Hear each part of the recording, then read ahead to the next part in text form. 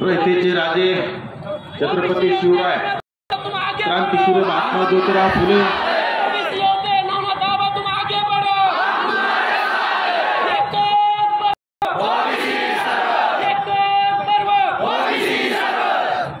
विश्वरत्न Bharat Ratna doctor Babasaheb Ambedkar, Rajshri Shahu Maharaj, राजमाता राष्ट्रमाता अहिल्यादेवी होळकर, राजमाता मा जिजाऊ, अण्णाभाऊ साठे, संत सेवालाल, संत वामन भाऊ, संत भगवान बाबा, आज ज्यांची जयंती आहे असे बिरसा मुंडा, माता फातेमा, माता सावित्री, माता रमाई आणि ज्यांनी बहुजनांच्या कल्याणासाठी आपलं पूर्ण आयुष्य खर्ची घातलं असे स्वर्गीय लोकनेते गोपीनाथरावजी मुंडे साहेब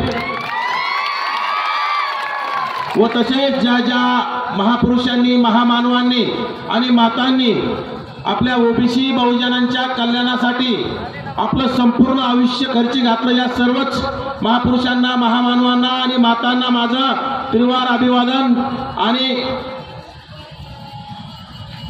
मानवंदना। आज परतूर विधानसभा मतदारसंघाचे वंचित बहुजन आघाडीचे अभ्यासू उमेदवार रामप्रसादजी थोरात सर यांच्या प्रचारात मंठा शहरामध्ये होत असलेल्या या प्रचार सभेच्या मंचावर धनगर समाजाचे नेते, ज्यांनी धनगर समाजाला एसटी मधून आरक्षण मिळावं यासाठी पंढरपूर येथे 16 दिवस अन्नत्याग आंदोलन केलं असे माझे मित्र दीपकरावजी बोराडे, राष्ट्रीय समाज पक्षाचे भगवानराव गायकवाड, आमचे मित्र बळीरामजी कडपे साहेब यांचे बंधू भागवतरावजी कडपे, ते मुंडे साहेबांचे जावई आहेत,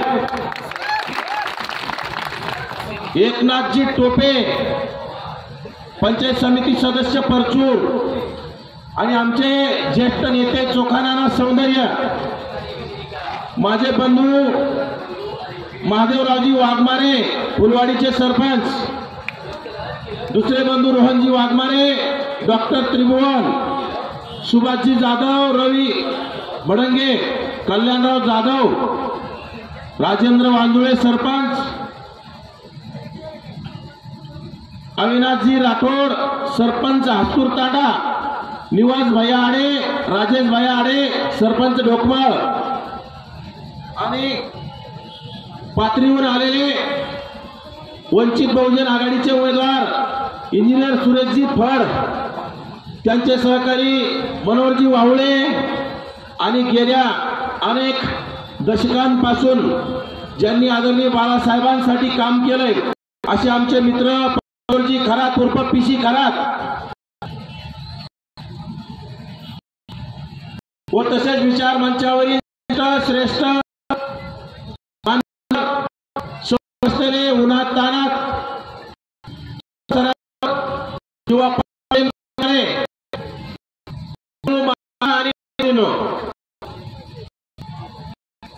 गेल्या अनेक वर्षापासून भारत स्वतंत्र झाल्यापासून या राज्यामध्ये 75 वर्ष होऊन गेले। आजपर्यंत आपण मराठा समाजाचे आमदार, मंत्री निवडून देत आलो, त्याला प्रतिनिधित्व देत आलो। या मतदारसंघामध्ये सुद्धा कदीर बापू सोडता आणि जेतल्या सोडता मराठा समाजाशिवाय कुठलाही आमदार आजपर्यंत झालेला नाही। ज्या मतदारसंघामध्ये ओबीसी, एससी, एसटी, अल्पसंख्याक जर 2.5 लाखापेक्षा जास्त आकडा असेल या मतदारसंघामध्ये, जर मराठा समाजाचा आमदार होत असेल तर आपण सुद्धा कुठेतरी लाजलं पाहिजे, आपण सुद्धा कुठेतरी याचा विचार केला पाहिजे. आपण कोणाला निवडून देतोय? ज्यांना आपण मतं दिलेत, ज्यांना आपण निवडून दिलंय, ज्यांना आपण भाऊ, दादा, मामा, काका म्हणत आलो, त्यांनी गेल्या 1.5 वर्षामध्ये तुमच्याच पाठीत खंजीर खुपसण्याला सुरुवात केली. तुम्हाला जे डॉक्टर बाबासाहेब आंबेडकरांच्या संविधानामुळे तत्कालीन पंतप्रधान स्वर्गीय विश्वनाथ प्रताप सिंग यांच्या आशीर्वादानं जे आपल्याला राजकीय आणि शैक्षणिक आरक्षण मिळाले, हे संपवण्यासाठी या राज्यातील सर्वच भामटे आमदार, सर्वच जातीवादी मराठी आमदार त्या जरांगे नावाच्या माकडाला अंतरवाली सराटी जाऊन पाठिंबा दिला. त्या जरांगे नावाच्या माकडाचा कुठलाही संविधानाचा अभ्यास नाही, कुठलाही राजकारणाचा अभ्यास नाही, कुठला समाजकारणाचा अभ्यास नाही. उठसूट आपले 78 वर्षाचे लोकनेते, ओबीसीचं दैवत नामदार छगनरावजी भुजबळ साहेबांवर शिवीगाळ करण्याचं काम तो वारंवार करत असतो.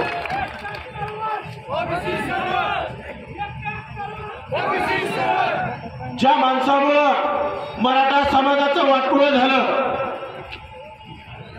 जो माणूस स्वतःची सत्ता गेली की मराठा, दलित, मराठा मुस्लिम, मराठा ओबीसी वाद लावण्याचं काम करत असेल तर तो माणूस कोण आहे? बघा कोण आहे? शरद पवार. शरद पवारांचं वय गेलं पण सोय नाही आली त्याला आणखी. आजपर्यंत आपण त्याला पुरोगामी विचाराचे आणि फुले शाहू आंबेडकरांचे विचाराचे शरद पवार साहेब म्हणत आलो, परंतु या शरद पवारांनी गेल्या 15 ते 20 महिन्यापासून या मराठवाड्यातून जरांगे नावाच्या माणसाला, अगदी जरांगे नावाच्या 5वी नापास माणसाला समोर करून अंतरवाली सराटीतून तुमचं ओबीसीचं आरक्षण कसं संपवायचं यासाठी घाट घातला आणि वेगवेगळे अध्यादेश काढायला सुरुवात झाली. त्याच्या जोडीला पुन्हा शरद पवारांच्या जोडीला या राज्याचा जातीवादी, इतिहासातील जातीवादी मुख्यमंत्री एकनाथ शिंदे, ज्यांनी अनेक आपल्या ओबीसी मध्ये घुसखोरी करण्यासाठी GR काढण्याचं काम केलं, ज्यामध्ये या राज्यामध्ये 57 लाखांपेक्षा जास्त हाताने खाडाखोड केलेल्या बोगस कुणबी नोंदणीमार्फत मराठा समाजाच्या लोकांना बोगस कुणबी प्रमाणपत्र वाटप करण्याचं काम केलंय, ज्याच्या माध्यमातून येणाऱ्या काळात तुमचे ग्रामपंचायत सदस्य सुद्धा होणार नाहीत. ज्या 7 मेंबरची एखादी ग्रामपंचायत असेल त्या गावात 25 प्रमाणपत्र वाटप झाले. बांधवांनो, मला तुम्हाला कळकळीची विनंती करायची, आज आपल्यासाठी मोठं संकट आलेलं आहे. ही रस्त्यावरची लढाई आलेली नाही, ही लढाई सभागृहात आणि सभागृहात आपली लढायला थोरात सरांसारखे तरुण आपल्या माणसं सभा केली पाहिजे. आपण जर झोपलेलो लोकांना माझ्या घरी आला, पोत्यावर होता, बाजूची खाल्ली होती आणि माझ्या खांद्यावर हात टाकला होता आणि मला म्हटला 3 पिढ्यामध्ये ते आमचं एक बनसवडीचं पेन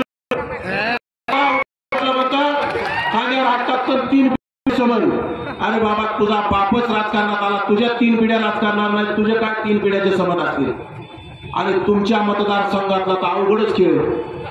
तुमच्या मतदारसंघातले चारित्र्यहीन असणारे बापले, ज्यांना घरापर्यंत न्यायला सुद्धा आपण नाही पाहिजे, अशा लोकांना आपण आजपर्यंत मत देत आलो. यांना आपण ओळखलं पाहिजे. वाईट हेतूचे, वाईट नजरेचे हे लोक आहेत. आपल्या घरात आपण पाहिजे, अशा आपण का मतदान दिलं पाहिजे. ज्यांचा भ्रष्टाचार किती आहे, ज्यांनी आता थोरात सरांनी काही वेळापूर्वी सांगितलं की जो पालखी मार्ग, ज्या पालखी मार्गाने मी अनेक वेळा माजलगावला आणि लातूरला जाताना त्या पालखी मार्गाने जातो, रस्त्यात खड्डा आहे का खड्ड्यात रस्ता आहे तो पालखी मार्ग आम्हाला कळत नाही. म्हणजे थोरात सरांनी सांगितल्याप्रमाणे जहाजासारखा खालीवर गाडी करते आणि 10 किलोमीटर गेलं की 2 किलोमीटर कच्चा की 2 किलोमीटर फुलं सुद्धा तसेच टोल नाके करून ठेवले, त्या टोल नाक्याला सुद्धा सुरू करायला परमिशन नाही, कारण रस्ताच कंप्लीट नाही. म्हणजे याच्यामध्ये किती भ्रष्टाचार केला असेल तुम्ही समजून घ्या. ज्या माणसाला थोरात सरांनी सांगितलं की निवडणुकीला उभा राहायला पैसे नव्हते, लोकांनी 100 रुपये गोळा करून देण्याचं काम केलं, त्या माणसाचे जर परभणीपासून तर मरीन ड्राईव्ह पर्यंत जर पैसे आणि जमिनी असतील तर अशा माणसाला आपण का निवडून द्यायचं. खरं तर माझे गरीब मराठ्यांना सुद्धा कळकळीची विनंती आहे. आजपर्यंत त्या निजामी आणि प्रस्थापित मराठ्यांना गरीब मराठ्याचा सुद्धा वापरच करून घेतलेला आहे, परंतु गरीब मराठ्यांना जरांगे नावाच्या माणसाचा फार फुलका आहे. तर गरीब मराठ्यांनी डोळे उघडले, जरांगे नावाच्या माणसानं शरद पवार गरीब मराठ्यांची फसवणूक केलेली आहे. म्हणायचं काय, मला गरीब मराठी गरिबांचे लेकर, माझ्या लेकरांना आरक्षण मिळालं पाहिजे. अरे तुझ्या आरक्षण मिळालं होतं, तुम्हाला ईडब्ल्यूएस मधून 10% आरक्षण मिळत असताना, एससीबीसी मधून आरक्षण मिळत असताना तुम्ही ओबीसी मधून ओबीसीचं आरक्षण संपवण्याचा घाट घालता आणि त्या राड्यामध्ये तुमचं स्वतःचं ईडब्ल्यूएस मधलं आरक्षण गेलं, ज्यामध्ये गरीब मराठ्यांचे आता पोलीस भरतीमध्ये उमेदवारांचं सुद्धा मोठं नुकसान झाले. पोलीस झाले असते परंतु त्यामध्ये त्याला पोलीस भरतीमध्ये प्रवेश करता आला नाही.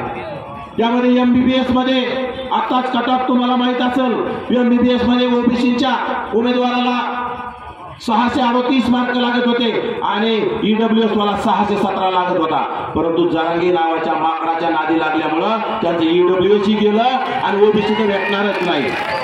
जर थोरात सरांसारखे प्रतिनिधी सभागृहात गेले तर जरांगे नावाचे माणसं त्याचा बाप जरी आला तर त्याला आरक्षण ओबीसीतून मिळवून देणार नाहीत. आणि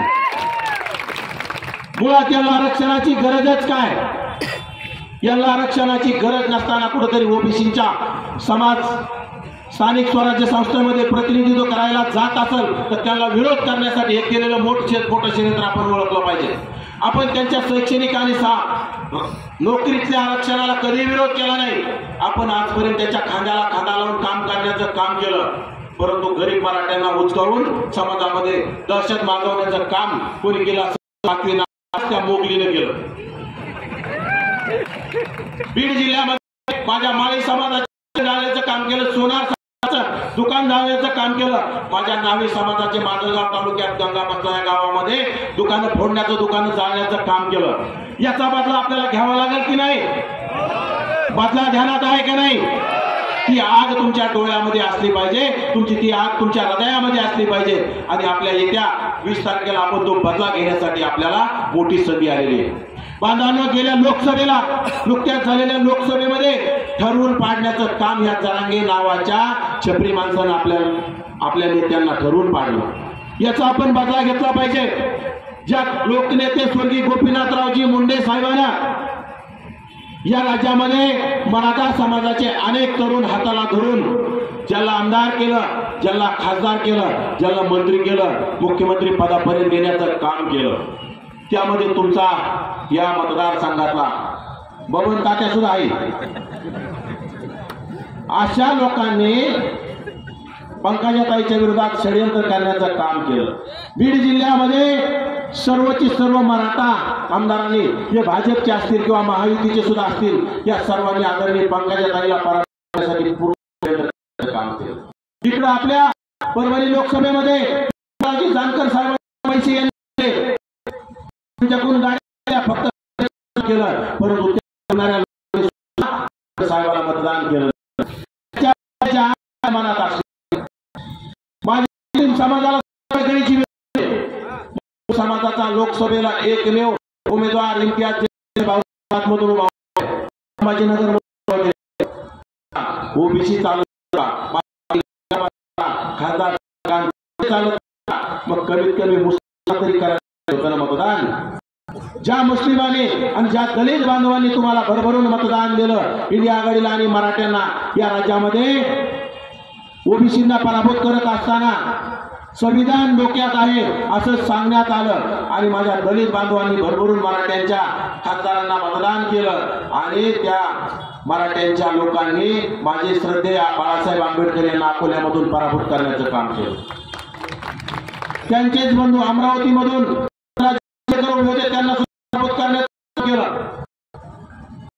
इकडं मुस्लिम समाजाचे मत कायदा लागू होणार आहे आणि मुस्लिम समाजाची आता काही खैर नाही अशी मुस्लिम समाजाला भीती दाखवण्याचं काम केलं आणि मुस्लिम समाजाचे पूर्ण मतं घेतले आणि मुस्लिम समाजाचे इम्तियाज जलील यांना सुद्धा पराभूत करण्याचं काम केलं आणि तिथं निवडून कोण आणला? 7वी नापास असणारा गद्दार, दारू विकणारा, गाडग्या तोंडाचा संदीपान भुमरे, म्हणजे ज्याला लोकसभेत काहीही बोलता येणार नाही असे माणसं निवडून देण्याचं काम यांनी केलं फक्त आपल्या जातीचा.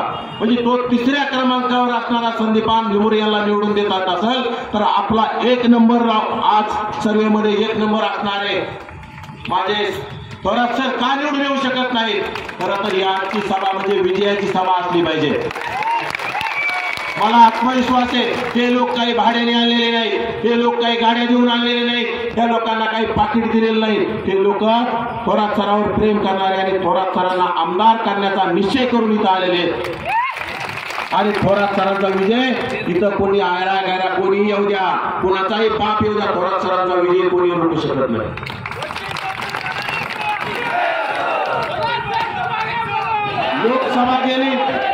लोकसभा गेली लोकसभा संपली की यांनी पुन्हा सुरू केलं हैदराबाद गॅजेट. हैदराबाद गॅजेट आणि हैदराबाद गॅजेट म्हणजे काय?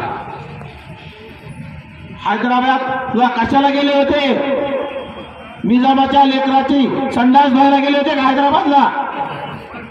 का आमच्या सारख्या कुंब्याच्या लेकरांसारखे, आमच्या 12 बलुतेदार 18 अलुतेदार लोकांच्या लेकरांसारखे, माझ्या नावी बांधवांसारखे तिथं दाड्या करायला गेले होते का निजामाचे? का कपडे धुवायला गेले होते? आमच्या हैदराबादचे गॅजेट आणि आमच्या हैदराबादमध्ये नोंदी सापडल्यात. अरे यांनी छत्रपती शिवरायांना सुद्धा सोडलं नाही. त्या निजामी मराठ्यांनी, या प्रस्थापित मराठ्यांनी छत्रपती शिवरायांना सुद्धा सोडलं नाही, संभाजी राजांना सोडलं नाही. सत्तेसाठी आणि मालमत्तेसाठी अशा लोकांना आपण का निवडून दिलं पाहिजे?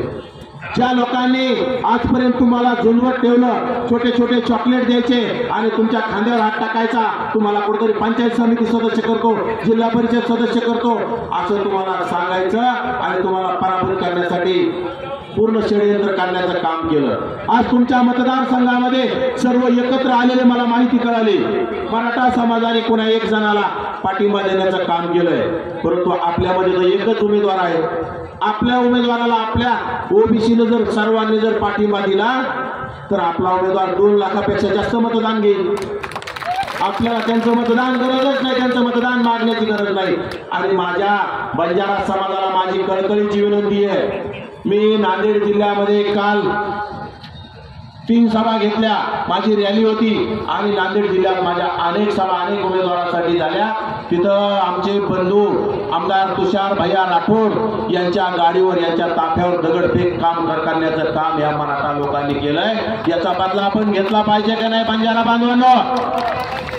माझ्या बंजारा बांधवांना शेवालालांची शपथ आहे त्या तुषार भैया राठोडांच्या गाडीवर हल्ला करण्याचा जर बदला घ्यायचा असेल तर तुम्हाला एकजुटीनं थोरात सरांना मतदान करावं लागेल. अरे पैसे कोणी असेल तर घ्या, त्यांच्या काय पैसे नाही, त्यांनी काही कापूस विकून आणलेले नाही, त्यांनी काही सोयाबीन आणले नाही, ते पैसे आपले पैसे त्यांनी केलेले पैसे त्यांचे गाड्या. माझी तुम्हाला कळकळीची मायबाप हो, त्यांच्याकडून दारू घेऊ नका, कारण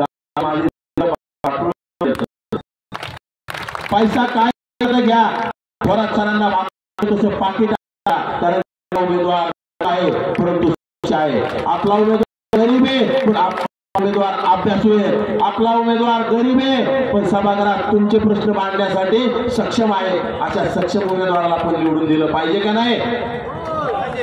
आणि येत्या 20 तारखेला तुम्ही 100% निवडून देणार आहात.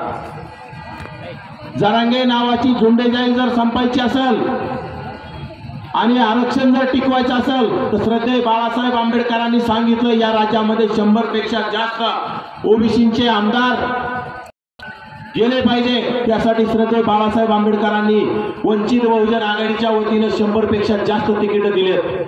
आपल्याला भाजप तिकीट देत नाही, आपल्या लोकांना काँग्रेस तिकीट देत नाही, म्हणजे महायुतीमधले 3 पक्ष आपल्या लोकांना तिकीट देत नाही. महाविकास आघाडीचे 3 पक्ष म्हणजे आपल्याला तिकीट देत नाही. आपलं कोण वाली असेल तर श्रद्धेय बाळासाहेब आंबेडकर. आपल्याला गरिबाचा वाली कोण? श्रद्धेय बाळासाहेब आंबेडकर.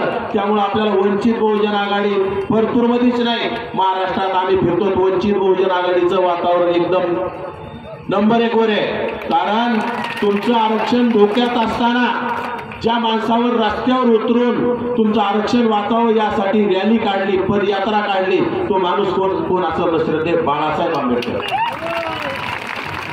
या राज्यामध्ये तुम्हाला भाजपला वाटलं नाही तुमचं आरक्षण वाचलं पाहिजे, काँग्रेसला वाटलं नाही तुमचं आरक्षण वाचलं पाहिजे, आणि राष्ट्रवादी शरद पवारांचं जातीवादी त्यांनी तर ठरवलं तुमचं आरक्षणच संपवायचंय. एकनाथ शिंदेनी तर ठरवलं तुमचं आरक्षण संपवायचंय. त्यामुळं आपलं कोण परतो कोण आपण ओळखलं पाहिजे, कोण आपला मित्र कोण आपण ओळखलं पाहिजे, आणि आपलं आरक्षण शेवटची लढाई असणार नाही. आम्ही किती दिवस तुमच्या लढा देणार?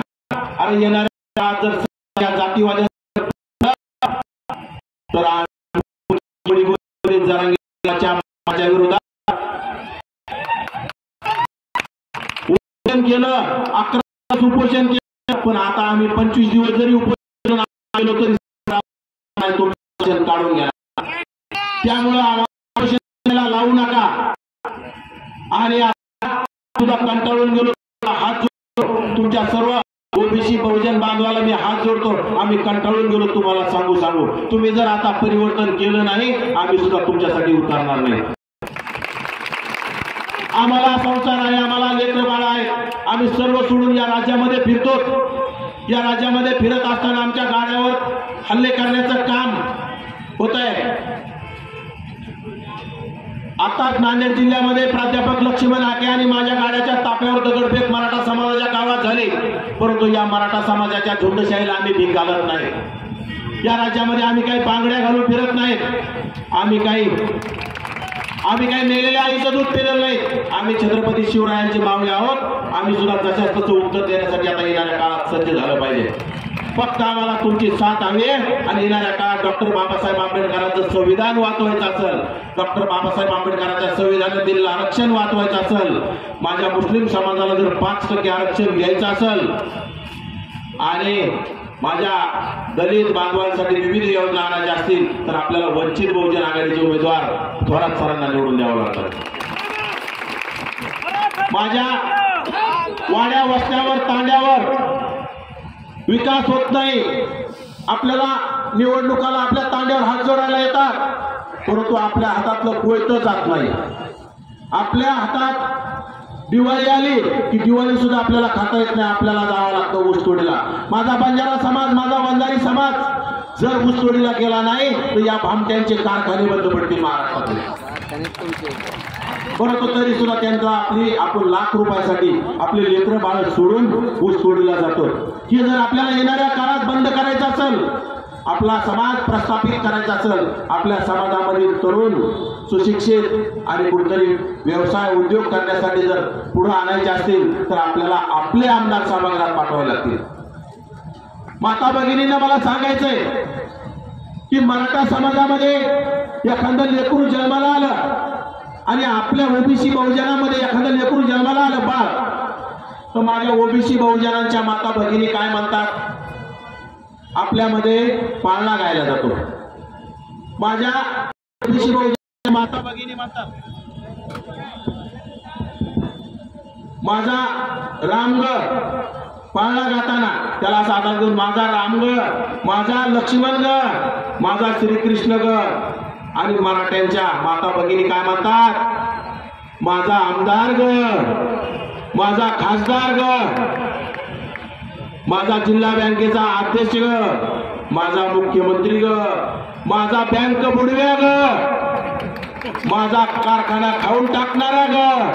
म्हणजे त्यांनी ठरवलेलं आहे, आम्ही जन्माला येताना ठरवू, आम्ही राज्यकर्ती जमात व्हायचंय, आम्हाला सत्तेत यायचंय, आम्हाला आमदार व्हायचंय, आम्हाला खासदार व्हायचंय, आम्हाला मंत्री व्हायचंय, आम्हाला बँकेचं कर्ज घेऊन बुडायचंय, आम्हाला कारखाने काढून कारखाने खाऊन टाकायचे. असं त्यांनी ठरवलेलं आहे की आपण कधी ठरवायचंय, आपण किती दिवस ऊस तोडायचा आहे. माता मावल्यांनो, आपण माता मावल्यांनी आपल्या गावातील आपल्या पाहुण्या रावळ्यांना सगळ्या माता भगिनींना सांगितलं पाहिजे, आता आपला माणूस आपल्या हक्कासाठी लढणारा माणूस सभागृहात पाठवला पाहिजे. आपले माणसं कोण? माझा माळी समाज, धनगर समाज, वंजारी समाज, बंजारी समाज, सुतार, लोहार, कुंभार, बेरर, रामोशी, लिंगायत हे माझे समाज आहेत. अशा 300 पेक्षा जास्त जाती या राज्यामध्ये ओबीसी मध्ये आहेत. जर ओबीसी सत्तेत आला तर माझ्या दलित, मुस्लिम, ओबीसी बांधवांना कुठलंही कमी पडणार नाही. आपसात भांडणं लावून दिल्या जातात. आजपर्यंत माझ्या दलित समाज बांधवांनी अन्याय काय असतो त्यांना माहिती आहे. आपल्या ओबीसी बांधवांना अन्याय काय माहितच नाही. माझ्या दलित बांधवांनी एक काळ बघितला, तुणकायला बडका आणि पाय उलटू नाही म्हणून मागं झाडू बांधलेला होता माझ्या दलित बांधवांच्या पाठीशी. परंतु ती पाळी येणाऱ्या काळात ओबीसीवर येणाऱ्या एकत्र नाही. ही झुंडशाही तुम्हाला त्या परिस्थितीला आणणार आहे. आज नेत्यांच्या गाड्या फोडल्या जातात, आमच्या सारख्या तरुण समाजासाठी झटणाऱ्या कार्यकर्त्याला धमक्या दिल्या जातात, आम्हाला शिवीगाळ केली जाते. परंतु तुम्ही जोपर्यंत आमच्या पाठीशी तोपर्यंत आम्ही ह्या माकडांना अजिबात घाबरत नाही. त्या झुंडशाहीला आम्ही घाबरत नाही. परंतु तुम्हाला आम्हाला आशीर्वाद द्यावा लागेल. हे बघा, हाके असेल किंवा मी असेल, आम्हाला काही आमदार व्हायचं नाही, खासदार व्हायचं नाही. परंतु आमचं एकच स्वप्न आहे की सभागृहामध्ये माझे 100 पेक्षा ओबीसीचे आमदार गेले पाहिजे. त्यांच्या जोडीला SC, ST आणि मायनॉरिटी मुस्लिमचे समाजाचे 50 पेक्षा जास्त आमदार गेले पाहिजे. आणि राज्याचा मुख्यमंत्री ओबीसीचा झाला पाहिजे. तरच ओबीसीचा कायापालट झाल्याशिवाय राहणार नाही. आज राज्यामध्ये 29 पैकी आजपर्यंत 29 मुख्यमंत्री झाले. 29 पैकी 22 मुख्यमंत्री मराठा समाजाचे झाले. ओबीसीना काय काढली? 1-2 झाले, त्यांना थोडा काळ मिळाला, त्यांना सुद्धा अडकवण्याचं काम केलं. या राज्यामध्ये 288 पैकी 200च्या आसपास आमदार यांचे, या राज्यामध्ये 48 पैकी 32 खासदार यांचे, तरी सुद्धा हे आरक्षण मागतात. म्हणजे यांना किती जरी दिलं यांचं पोट भरत नाही. त्यामुळे आपण आता ठरवलं पाहिजे, आम्ही आमच्याच माणसाला मत देणार, पैसे कोणाचेही घेणार, परंतु मत आमच्या थोरात सरांना देणार. ही आपल्या सर्वांना कळकळीची विनंती करतो. आज आमचे सहकारी प्राध्यापक लक्ष्मण हाके येणार होते, परंतु काय झालंय, अनेक राज्यामध्ये सभा येतात, वेळ कमी आहे आणि आपले उमेदवार गरीब आहेत. आम्हाला काही हेलिकॉप्टर नाही किंवा चॉपर नाही किंवा विमानाने आम्हाला प्रवास करता येत नाही. त्यांना वेळ झाल्यामुळे इकडे येता आले, पुन्हा एक सभा ती ऍडजस्ट करतायत. मी आता ही सभा करून मला भोकरदन मतदारसंघामध्ये 2 सभा करायच्या, उद्या 3 सभा आहेत, परवा दिवशी बाळासाहेबांसोबत 5 सभा आहेत. मला आम्ही गरिबांची लेकर आहोत. गरिबांच्या लेकराला आशीर्वाद दिला तर गरिबांचं भलं होईल. तुम्ही प्रस्थापितांच्या लेकराला जर आशीर्वाद दिला तर प्रस्थापितांचंच भलं होईल. आणि प्रस्थापित तुम्हाला पायाखाली चिरडवल्याशिवाय राहणार नाही. तुम्हाला जर चिरडून घ्यायचं नसेल तर या प्रस्थापित धनदांडग्या आणि भामट्यांना आता घराचा रस्ता दाखवला पाहिजे. आणि इथं आजपर्यंत भ्रष्टाचार करणारे मंटा अर्बन बँकेमध्ये भ्रष्टाचार करून बंद पाडली, ही सुद्धा तुम्हाला माहित असेल. मंटा कृषी उत्पन्न बाजार समितीमध्ये सर्व पक्ष म्हणून खेळून घेण्याचं काम आहे. महाराष्ट्र राज्य सर्वात भ्रष्टाचार यांच्या राड्यात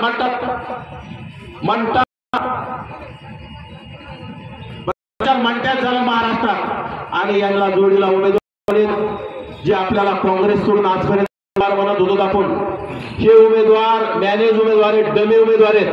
हे आपण शोधलं पाहिजे. यांना मतदान वायाला घालू नका. आपल्या माणसाने फक्त आपल्या माणसाला मतदान करायचं. जे जरांगे माकडाला आंतरराष्ट्रीय पत्र आरक्षण संपवण्यासाठी घालतात, असा कोणी सुद्धा मी तुमचा आहे, तो आपला आहे. त्याने रांगेचे पाय दाबण्यात आंतरराष्ट्रीय जाऊन गेलंय. किलोमीटर आपलं उपोषण दिसलं नाही. आपला कसा करतो अशा भामट्यांना सुद्धा आपण बाजूला केलं पाहिजे. आणि या मतदारसंघात जातीवादी भ्रष्टाचारी रावणीकर यांच्या बुडावर लाद घालून मतदारसंघ बाहेर काढलं पाहिजे. आणि माझा तरुण तडफदार अभ्यासू उमेदवार जो मतदारसंघाचा आवाज, मतदारसंघाचा विकासासाठी विधान भवनामध्ये तुमचा आवाज बनू पाहत आहे, अशा स्वच्छ आणि क्लीन माणसाला सभागृहात पाठवावं अशी आमचे थोरात सर यांची निशाणी. गॅस सिलेंडर आपल्या माता भगिनींना आवर्जून सांगतो, माता भगिनींचं आणि गॅस सिलेंडरचं नातं फार जवळचं आहे. माता भगिनींना गॅस सिलेंडरचा जास्तीत जास्त प्रचार करावा आणि सर्व मतदार बंधूंना माझी पुन्हा एकदा कळकळीची विनंती, येत्या 20 तारखेला थोरात सरांच्या गॅस सिलेंडरचं बटन दाबून आपण त्यांना लाखात लीड देऊन प्रचंड मताने विजयी करावं अशी आपणास विनंती करतो आणि माझं भाषण थांबवतो. जय भीम, जय ओबीसी.